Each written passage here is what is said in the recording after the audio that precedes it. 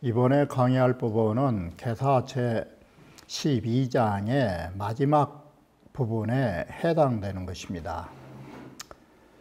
자, 우리가 다시 한번 생각해 보면 64개와 384효라고 하는 이 수많은 숫자로 나열할 수 있지만 주역 전체를 포괄하여 말한다면 이는 건곤 두 가지로 총괄할 수 있는 것입니다. 이러한 것은 무엇을 보면 쉽냐면, 자, 주역이라고 하는 것이 64개와 384요라 하는 것은 이 세상의 모든 것을 대변하는 것입니다. 우리의 현실 속에서도 이 세상의 모든 것과 이 우주 사이에 있는 모든 존재들을 총망라할 수 있는 것이 뭐냐라고 물은다면 그것은 하늘과 땅밖에 없는 것입니다. 바로 하늘과 땅 사이에 존재하는 것들입니다.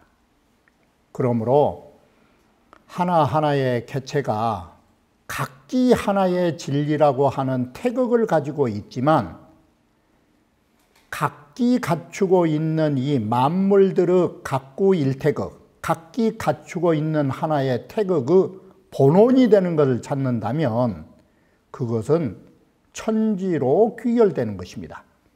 그러므로 천지는 이 삼라만상의 모든 존재를 포괄하는 것이고 이 모든 것을 포괄할 수 있는 하늘과 땅이 무너져 버리면 이 우주사에는 그 어느 것도 발붙일 수가 없는 것입니다.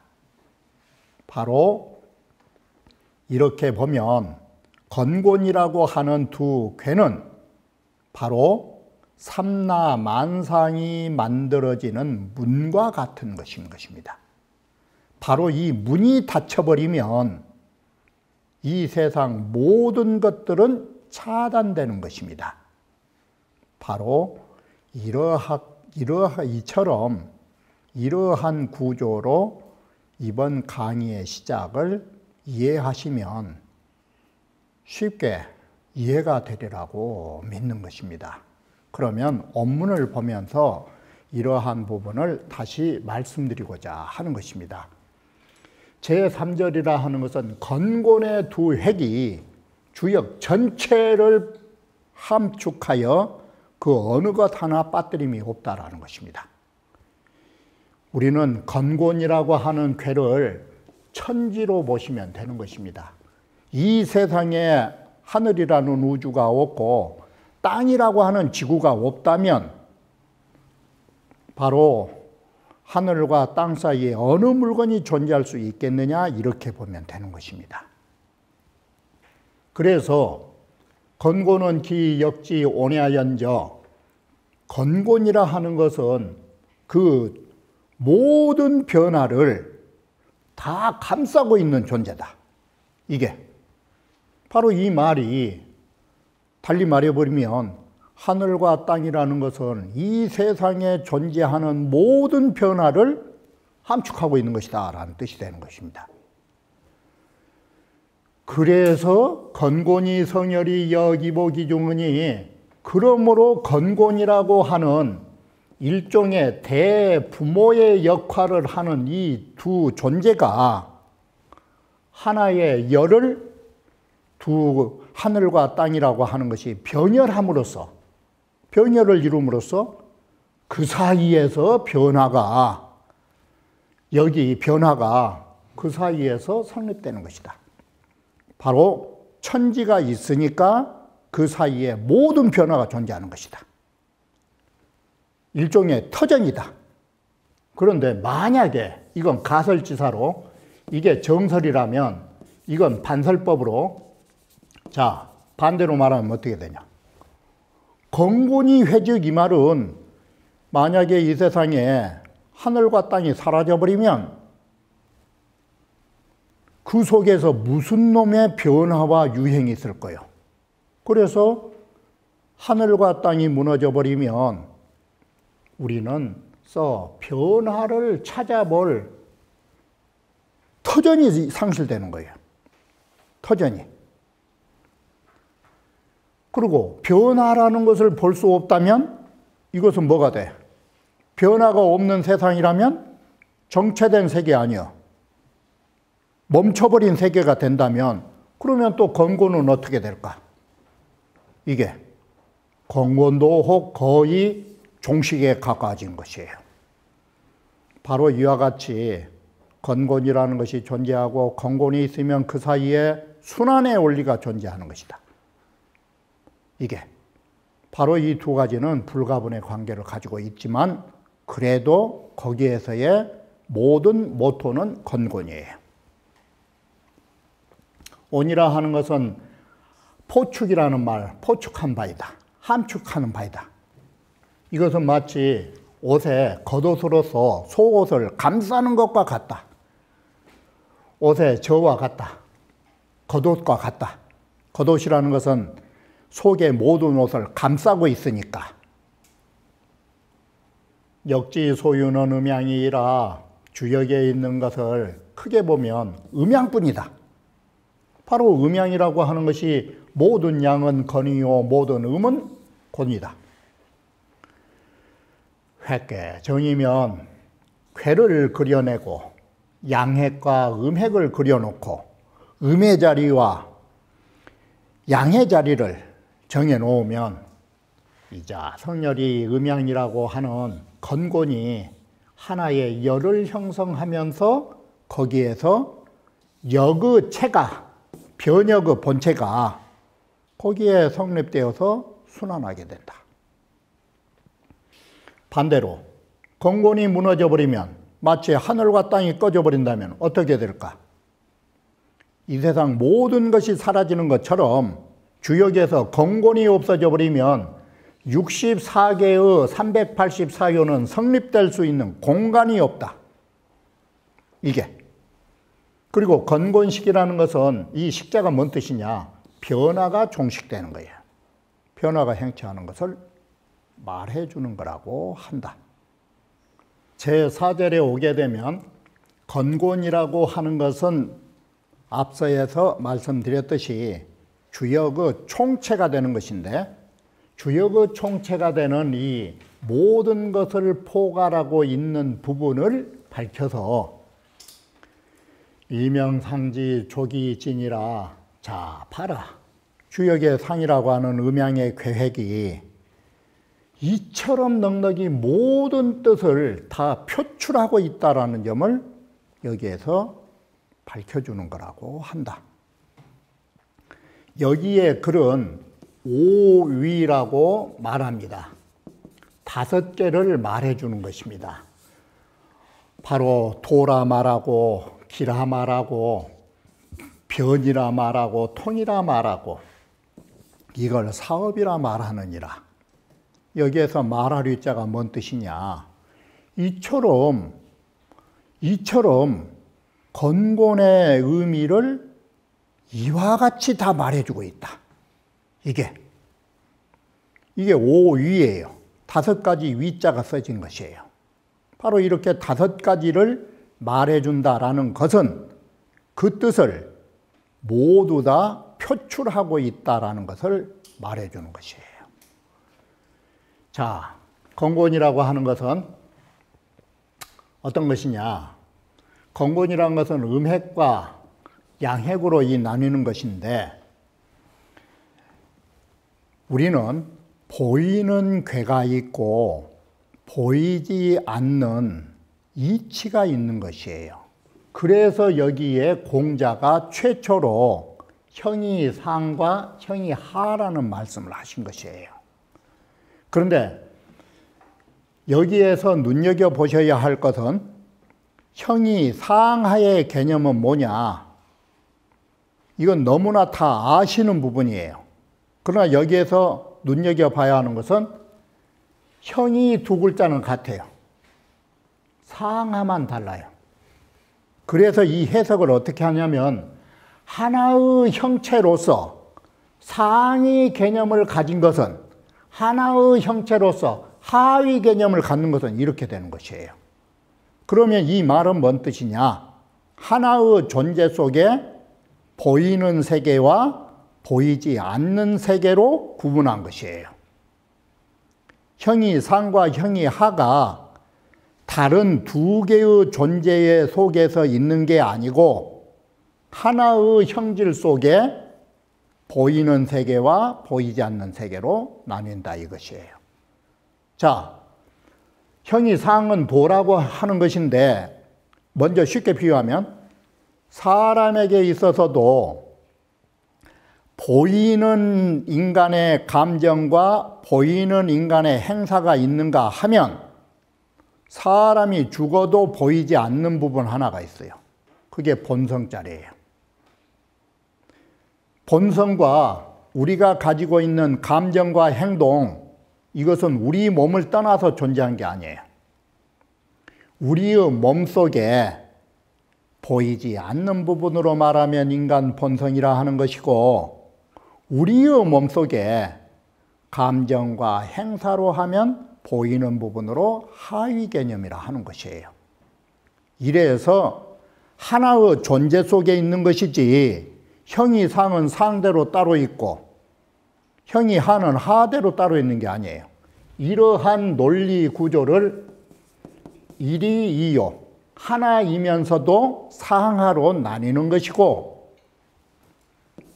이이일이라 상하로 나뉘지만 결국 하나의 존재 속에 있는 것이에요.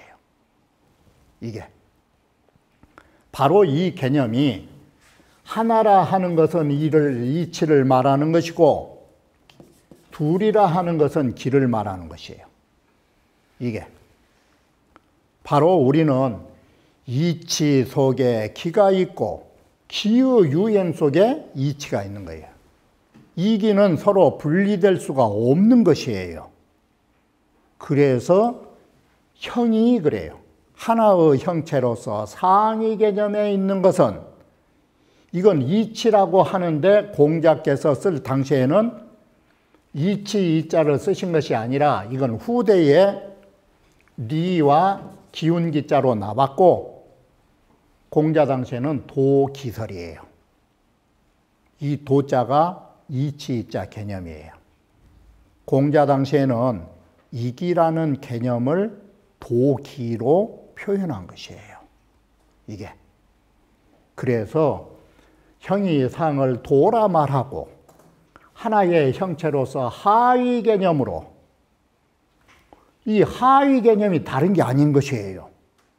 이게 하위 개념은 내 앞에서도 말씀드렸듯이 리와 기의 개념은 상하의 개념은 다른 게 아니에요.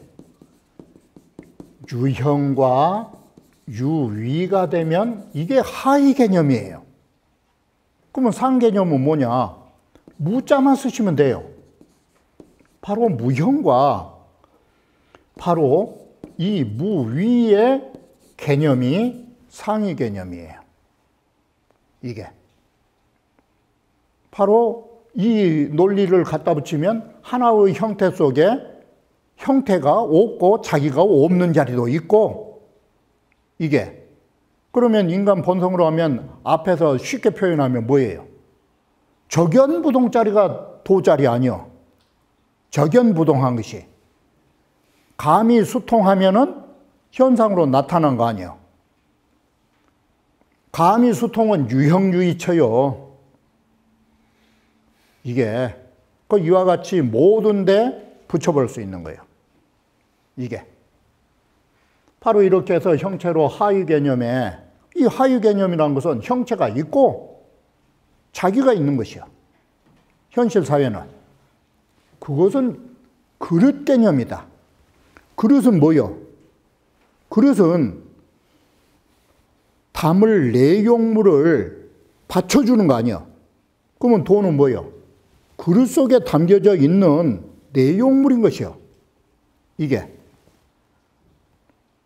이렇게 해서 도기설을 말한 것이에요. 자, 이래서 보이는 세계에 기가 있고 바로 보이지 않는 도의 세계가 있다. 이게 화이 재질을 위지변이요 모든 것이 변화하면서도 변화가 어디까지 간다라고 딱 잘라놓으면 이것을 우리는 변이라 하고, 미루어서 계속 행하여 나가면 통하게 되고, 변통의 이치 아니야, 변통. 이것을 자연계가 이러한 것이 있으니까, 자연계 다음에는 반드시 인간사니까, 인간사로 넘어오면 거의 조지천하지민을 이러한 자연계의 원리를 우리 모든 천하의 사람에게 조처해서 두면은 이걸 우리는 사업이라고 말하는 것이다. 이게. 자, 이렇게 건곤이라고 하는 것이 인간의 사업으로까지 발전한 것을 말해주는 것이다. 이게. 괴효, 음양이라고 하는 것은 괴효와 음양이라고 하면 이게 뭐요? 괴효는 형태가 있고 음양은 동정에 자규가 있는 거지. 이게. 그러면 이건 형이 하자야. 하나의 형체로서 하위 개념에 존재하는 거예요. 그런데 여기에 괴효와 음양의 극이자는 괴효와 음양이니까 거기다가 형이 상자를 뭔 자로 썼어? 이치자인 거예요. 괴효의 이치와 음양의 이치는 도라고 하는 것이다. 도라는 것은 어떻게 돼? 형체가 없는 거예요. 이게 자기고 없는 자리고. 자, 인기, 자연지, 화이 이런 자연의 변화로, 이 자연의 변화로 인해서 딱딱 사계절이 변화하면 아, 이것은 봄이다, 가을이다, 추나추동 제재하는 거. 이게 제재예요. 그렇게 해서 변화 속에서도 추나추동이라든지 이런 의의를 딱 구분해 놓은 거예요. 편지 2호. 변통 두 글자는 윗장에서는 하늘로 말했고 이 장에서는 변통을 인간사로 여기서부터 봤구나. 형이상 도기설만 자연으로 보고 변통을 인간사의 행사로 봤다. 이 말씀이구만. 이렇게 해서 바로 여기에서 이기설이 나오는 거예요. 이치와 기라고 하는 설이. 제5절은 이건 중복하여서 나온 것입니다. 이 중복하여서 나오면서 아래 문장을 연결 지으려고 나온 것이기 때문에 여기에서는 간단하게 읽고 넘어가도록 하겠습니다. 시고로 부상은 성인이 유의견 천하지색하야. 이 때문에 앞에 나온 것처럼 이 상이라 하는 것은 성인이 천하에 혼란되어 있는, 뒤섞여 있는 걸 보고서 거기에 비슷한 형용을 헤아려서 상기물이라 그 물에 가장 적절한 것으로 형상화해서 쓴 것이 괴사다. 시고로 이지상이요. 그래서 상이라 하고라고 하는 것이 바로 괴상을 말하는 것이고, 이건 괴를 말했고, 성인이 유의견 천하지동하여 천하의 모든 움직이는 것을 보고서 이 관기 회통하여 천하의 움직임 속에 어떤 것이 회통처인가를 살펴보고서 그 회통처에 의하여 그 전례를 행하도록 하였고, 전례를 행하도록 하였고, 개사원하여 여기에 글을 붙여서 기륭을 단정지은 것이다. 그러므로 이걸 효라한다. 괴효에 관한 부분은 중복하여 나오면서 아래 문장을 일으키는 데에 목적을 두고 이 글을 썼다라고 하는 것입니다. 그래서 다시 이 글을 이어서 자, 봐라. 천하의 색을 보고서 그 비슷한 형용을 생각하여 그 물의 타당함을 형상화했다라는 말은 바로 이 부분이다. 천하에 혼잡되어 있는 뭐라고 말할 수 없는 부분들을 지극히 다한 것은 괴가 존재한다. 천하의 이 동, 천하에 이 동하는 것을 고무시켜 준 것은 효사에 존재하는 것이다. 그러면 여기에서 위에 거를 이어가지고 괴는 곧 위에서 말한 걸로 하면 이 상자의 뜻이고, 사라는 것은 바로 이건 효를 가지고 말하고 있다. 이렇게 해서 바로 제6절이 괴사를 말한 것이고, 결국 괴사와 효사는 주역을 사용함에 있어서 사람들이 이걸 갖고 사용하면 된다라는 것을 말해 준 것입니다. 제7절에서도 역시나 우리가 사용한다라고 하면은 주역을 사용한다라는 것은 이건 인간에 관련된 것입니다. 그런데 여기에서는 육존이라고 하는 것입니다. 육존이라고 하는 것은 이 존자 뜻인 것입니다. 주역을 우리가 사용할 때 여기에 있으니까 이걸 잘 보시면은 주역을 잘 사용한 게 되는 것입니다. 존호변, 존호통, 존호기인, 바로 존호, 덕행, 이렇게 해서 이 네 가지가 있고, 바로 앞에 부분까지 해가지고 앞에에 2개하고 여기에서 4개를 합해서 육존이 되는 것입니다. 이게 앞에에 극천하지 존, 색한 부분이 있었잖아요. 그 2개하고 여기에서 4개를 합해서 육존이라고 말하는 것입니다. 그래서 화이제진한 존호변하고 그 천지의 변화로 인하여 제재한다고 그랬잖아요. 앞에 사계절의 변화 등등을. 그런 것은 이 변화하는 데에 주역이 존재하니 그걸 보면 될 것이고, 미루어서 행하는 것은 통하는 데에 앞에 말했던 변통, 통하는 데에 있고, 신이 명지는 존호기인하고 이걸 신비롭게 이걸 밝혀서 쓰는 것은 누구에게 있느냐? 주역을 배우는 그 사람들한테 있는 것이다. 이게. 그리고 주역을 대하면서 무기성지하며 말이 없이 그 도리를 이루어 나가고, 불언이시는 말하지 않아도 말하기 이전에 믿음을 가지고 있는 것은 다 어디에 있느냐? 그 덕행에 바로 존재하는 거라고. 그러므로 주역을 응용하려면 이와 같이 육존의 도리를 통하여 주역을 보시라고 하는 것입니다. 쾌효 소위 변통자난 제인하고, 쾌효를 변통해서 잘 쓸 수 있는 바는 누구에게 있느냐? 이건 사람에게 있는 것이다. 이게. 인지 소위 능신이 명지자는 사람으로서 능히 신비하고 이걸 밝힐 수 있는 것은 바로 그 사람의 내면의 덕에 존재한다라는 것을 아셔야 한다라고 하는 것입니다.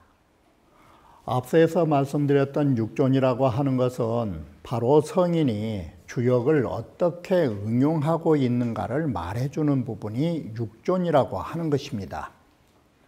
그래서 앞에서 보셨던 것처럼 육존이라는 것은 이것만 보시면 되는 것입니다. 쾌와 사와 64개와 384요라고 하는 효사와 그걸 가지고 변통해서 사용하는 것, 그리고 이러한 것은 모두 그 사람에게 존재하는데, 마지막으로는 내면의 덕행으로 가는 것입니다. 바로 이와 같이 우리가 주역을 운용한다라는 것은 다른 것이 아니라 64개와 384요를 통해서 변통으로, 이 여기에 말한 변통은 사람으로 말한 것이니까 행사를 하는 것입니다. 일을 행하는 것입니다. 그 일을 행하는 과정 속에서 신비하게 밝히는 것은 그 사람의 능력인 것입니다. 그리고 내면으로는 덕행을 가지셔서 주역을 응용한 거라고 말한 것입니다. 이와 같이 제12장의 말미는 끝이 나는 것입니다. 자, 이렇게 보면 주역 개사의 상전이라고 하는 12장의 전모는 다른 것이 아닌 것입니다. 바로 천지조화라고 하는 천지의 주역을 책이라고 하는 것으로 만드는 것이고, 궁극적으로는 주역을 배워서 주역과 같은 사람이 되고, 주역과 같은 사람이라는 것은 곧 천지의 변화의 원리와 일치되는 것입니다.